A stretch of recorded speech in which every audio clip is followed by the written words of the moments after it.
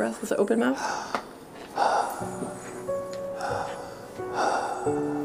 Brian McMasters is struggling to breathe. It takes a lot out of me. Fighting for life. It was getting tougher and tougher. Showering's very difficult. It takes me at least 20 minutes. I spend more time catching my breath than I do actually washing my body. He wasn't always this frail. For more than 3 decades, he patrolled the streets as a Boston police officer, diagnosed with pulmonary sarcoidosis in the 90s. Decades later, his lungs are fatally scarred. Pulmonary sarcoidosis is an autoimmune disease, which causes scar tissue to form in the lungs. I'm stage 4 as far as scarring is concerned. It doesn't get worse than that. His lungs are sort of shrunken down compared to what you would normally expect. Dr. Hari Malidi, co-director of lung transplant at Brigham and Women's Hospital, shows us the significant decline in Brian's lungs over the last decade. You can just see how the scarring goes much further out into the lungs than it used to, and eventually will make it so that they don't exchange oxygen or carbon dioxide the way that he needs. Brian's only hope, a lung transplant. I did a lot of soul searching. I did a lot of research.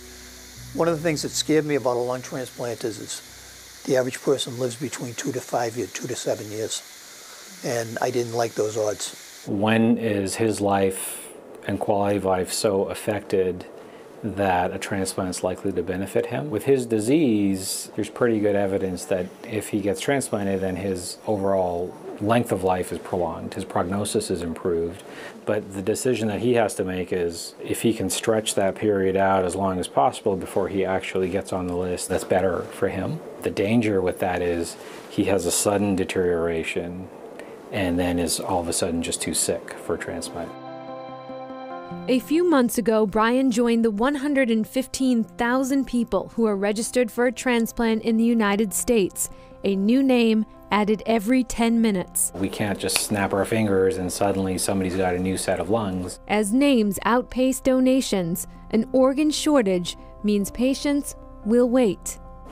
If they're very stable, on very minimal oxygen, at home, functionally able to do a lot of the things that they want to do, then they're going to wait a long time, years.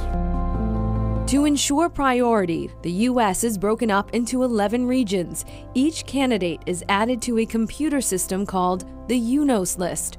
When a donor organ is identified, it automatically ranks those patients most in need. That score is primarily determined by the nature of the disease that's affecting their lungs and how sick they are. The irony, you have to be among the sickest to receive a transplant, but well enough to survive it.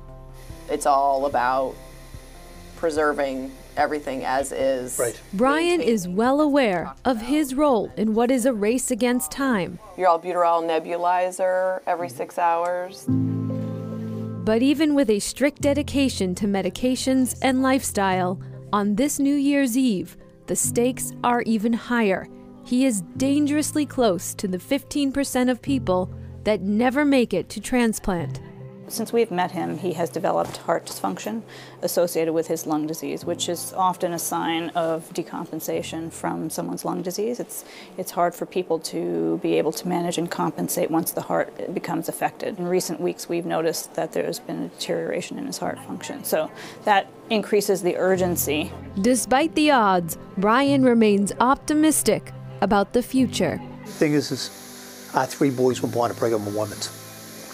So what better place to get a new life?